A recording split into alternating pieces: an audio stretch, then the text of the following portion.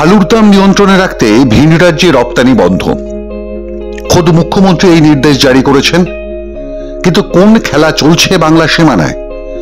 সেখানে বেশ কিছু গাড়িকে আটকাচ্ছে পুলিশ। আবার কোন রহস্যে ছাড়া পেয়ে যাচ্ছেন তারা? 500 টাকা দিলেই মিলছে পারমিট। আসানসোলের কাছে বাংলা ঝাড়খণ্ড সীমানায় এই ঘটনা সামনে আসতেই চক্ষু চড়ক গাছ সকলের। এখানেই আছে ডুবুরটি চেকপোস্ট। 19 নম্বর জাতীয় সড়ক যোগ করছে বাংলা ঝাড়খণ্ডকে। এখানে আলু বোঝাই লরিগুলিকে আটকানো হচ্ছে। চিরকুন্ডা বর্ডারে কেউ কেউ আবার কাছেই একটা হোটেল থেকে চিরকুট জোগাড় করে আনছেন। তার জন্য দিতে হচ্ছে 500 টাকা। চালকরাই জানাচ্ছেন চিকু নামে একজন এই পারমিট দিচ্ছে। भाई क्या सर जी क्या कर रहा है, मतलब बताइए कुछ। कौन चीज है ये वाला? ये तो बोल रहे बंगाल का पर्ची है जो है। कौन दिया है ये वाला? चिकू तो वहाँ जाइए ना, उठे होटल। कौन होटल?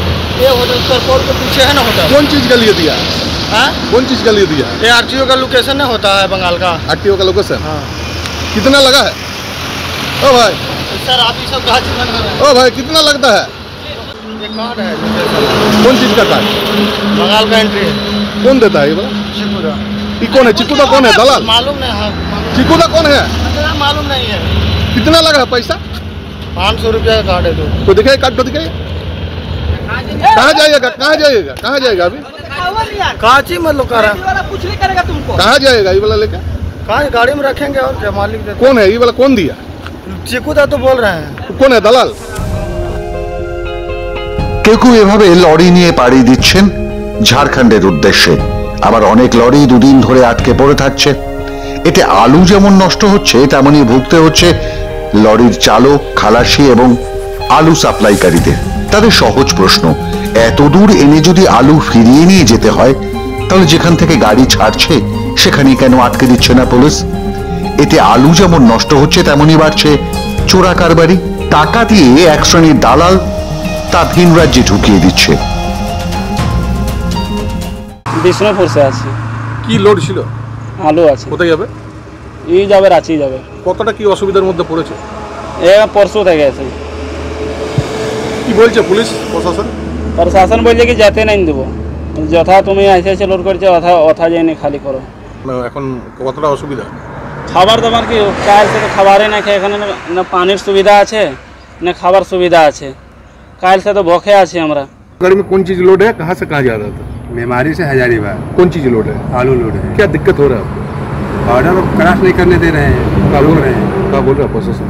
बोल रहे हैं कि नहीं जाएगा इधर से उधर आलू, झारखंड में नहीं जाएगा।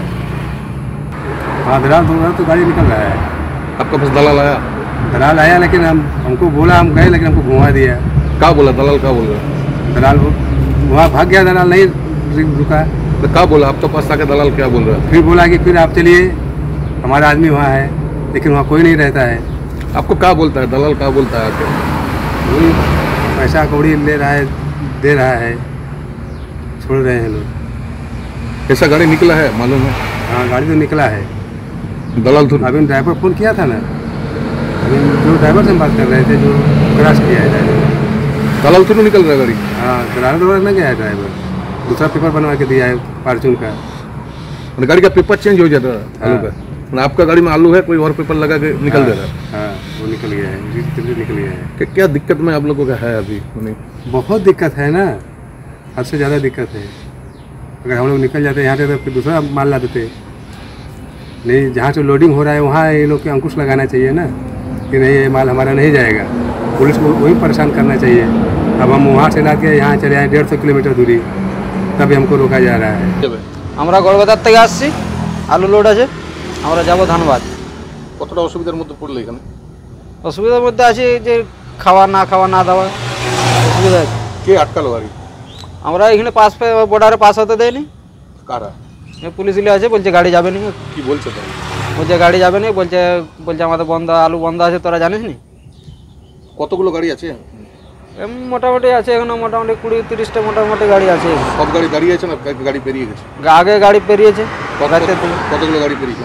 আমরা তখন আমাদের সঙ্গে যে গাড়িগুলো আসছিল, আমাদের সঙ্গে দুটো গাড়ি আসছিল, দুটো গাড়ি পেরিয়ে চলে গেছে। কটার সময় সেটা? তখন কটা বাজে? ওই 3:30 4টার দিকে। কারা পার করেছে গাড়িগুলো মানে কি মনে করা হচ্ছে কারা পার সে আমি বুঝতে পারিনি, আমি তখন ঘুমাচ্ছিলাম।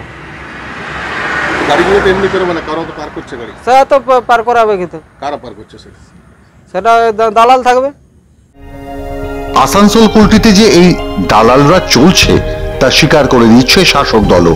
কুলটির ব্লক যুব তৃণমূল কংগ্রেসের সভাপতি বিমান দত্ত বলেন, অন্যায় একটা হচ্ছে। কে এই চিকু, কিভাবে সে ক্লিয়ারেন্স দিচ্ছে তা নিয়ে তদন্তের অনুরোধ করব পুলিশ কমিশনারকে। দেখুন, যদি দালাল চক্র হিসেবে যদি কেউ বের করছে, যেখানে রাজ্যের মুখ্যমন্ত্রীর আদেশ রয়েছে যে কোনো রকমভাবে বেআইনিভাবে কোনো আলু গাড়ি যাবে না বাইরের রাজ্যে, সে জায়গায় যদি কেউ এটা লঙ্ঘন করে তার উপর কঠোরমূলক শাস্তি হবে। এটার জন্য আমরা প্রশাসনের উচ্চপদস্থ অফিসারদের দ্বারস্থ হচ্ছি। দলীয়ভাবে আমি জানাচ্ছি তাদেরকে যে এরকম একটা টুকুটিতে চলছে। আপনাদের মাধ্যমে জানতে পারলাম একটা কোনো লাল রঙের পরিচয় দেওয়া হচ্ছে, যেখানটাতে কোনো চিকু বলে নাম দেওয়া আছে, যিনি ক্লিয়ারেন্স দিচ্ছে। কে এই চিকু, কিসের ক্লিয়ারেন্স দিচ্ছে এবং কিসের টাকা নিচ্ছে, এটা আমি এখনই তদন্ত করার জন্য অনুরোধ করব প্রশাসনের কাছে। আমি জানাচ্ছি যে কী জন্য হচ্ছে এটা, ইনকোয়ারি কিছু একটা তো হচ্ছে, কিছু একটা হচ্ছে, সেটা তদন্তের মাধ্যমে জানা যাবে। আমি প্রশাসনকে জানাচ্ছি, পুলিশকেও বলছি এখন যে কী জন্য হচ্ছে এটা ইমিডিয়েটলি যে দালাল বা যে এই যে চিকু কিসের জন্য এরা যুক্ত আছে তাদেরকে ইমিডিয়েটলি অ্যারেস্ট করা হোক। বললাম তো, যদি কোনো অফিসার মুখ্যমন্ত্রীর অর্ডারকে ভায়োলেট করে, সেটা তার যে উপরের আধিকারিকরা আছে তারা অ্যাকশন নেবে। দরকার হলে কমিশনার সাহেবকে জানাবো। এটা চাইছি রাজ্যের মুখ্যমন্ত্রী যিনি আদেশ দিয়েছেন সেই আদেশ যেমন সবাই পালন করে, সেইভাবেই কাজ চলে। কোনো রকম মুখ্যমন্ত্রীর আদেশকে কোনো রকম অমান্য করা যাবে না। 100 বার অভিযোগ আসছে বলে আজকে এই জিনিসটা বললাম। আজকে কি করে এলো, এই লাল পরিচিটা কি করে পেলাম? মানুষের অভিযোগ আসছে বলে তো মানুষ তো দিচ্ছে, আমরা তো যাইনি। মানুষ এটাকে খারাপ চোখে দেখছে। যদি এখনো বলছি, যদি কোনো অফিসার এটার মধ্যে যুক্ত আছে, আমি কমিশনার সাহেবের কাছে অনুরোধ করব যে তাকে গঠনমূলক কঠোরতম শাস্তি দেওয়া হোক, যেহেতু মুখ্যমন্ত্রীর আদেশকে তিনি অমান্য করছেন। এই দালাল চক্রের পিছনে প্রশাসনের মদত আছে বলে সরাসরি অভিযোগ করেছে বিজেপি ও কংগ্রেস। পুরো রাজ্যেতে যেভাবে মমতা ব্যানার্জি আমাদের মুখ্যমন্ত্রী, সবারই মুখ্যমন্ত্রী, তিনি যেভাবে মিডিয়াতে উনি প্রকাশ্যে বলেছেন কোনো অবৈধ কাজ হবে না, কোনো দুর্নীতির থেকে কাউকে যুক্ত থাকলে আমরা সরিয়ে দেবো, হাঁটিয়ে দেবো। লেকিন আপনি যাভাবে দেখছেন ডুবুরি চেকপোস্টে এই যে দুর্নীতিগ্রস্ত যে সিস্টেম চলছে, ওখানে যদি একটা টোকানের মাধ্যম থেকে একটা সিস্টেমটা চলছে, সেখানে চৌরঙ্গি ফাঁড়ি আছে, সেখানে ট্রাফিক গার্ড আছে, তার জন্য ওসি আছে। এখন কুলটি থানাকে 3 ভাগে ডিভাইড করা হয়েছে, 1, 2, 3 ট্রাফিক করে, তার উপর একটা ওসি বসানো হয়েছে। এইটা একটা সিস্টেম তৈরি করা হয়েছে, মাঝে আলু গাড়িকে আটকানো হয়েছে। আমাদের এখানে আলু চাষ হয়ে আর আমরাই যদি 50 টাকা কিলো আলু খাই, তাহলে অন্য রাজ্যে আলু দেওয়ার দরকার ছিল না। মুখ্যমন্ত্রীর এই যিনি পদক্ষেপ নিয়েছিলেন তাকে আমরা স্বাগত জানাচ্ছি। তিনি আজকে আলুর দাম আমাদের এখানে 26 টাকা 25 টাকা কিলো আলু হয়েছে।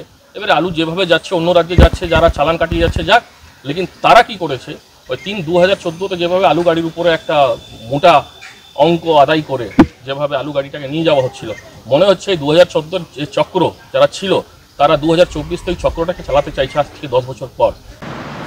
হ্যাঁ, এটা আমিও দেখেছি, আপনাদের সংবাদ মাধ্যমে শুনলাম, ব্যাপারটা দেখতেও পাচ্ছি। এবং যেখানে মুখ্যমন্ত্রীর নির্দেশ অনুসারে আলু গাড়ি পাস করা নিষেধ করেছে যতক্ষণ না রাজ্যে আলু পূর্তিটা কমপ্লিট হচ্ছে, সেই ক্ষেত্রে সেখানে কিভাবে একটা দালাল চক্র কাজ করছে গোষ্ঠী, এবং সে নির্ভীকভাবে আপনাদের খরচা বাড়ছে যে এটা পাস করতে পারে, একটা লাইসেন্সের মতন হয়ে গেল। তো সে কে, আর তার নাম শুনি চিকু নেই, ঠিকই বলেছে।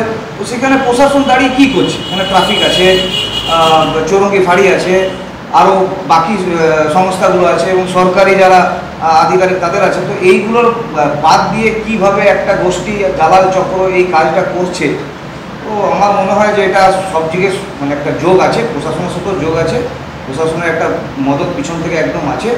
এগুলো সব টাকা পয়সার জন্য করা হচ্ছে। আসানসোলের এই ঘটনায় চোখে আঙুল দিয়ে দেখিয়ে দিচ্ছে সরকারের অকর্মণ্যতা।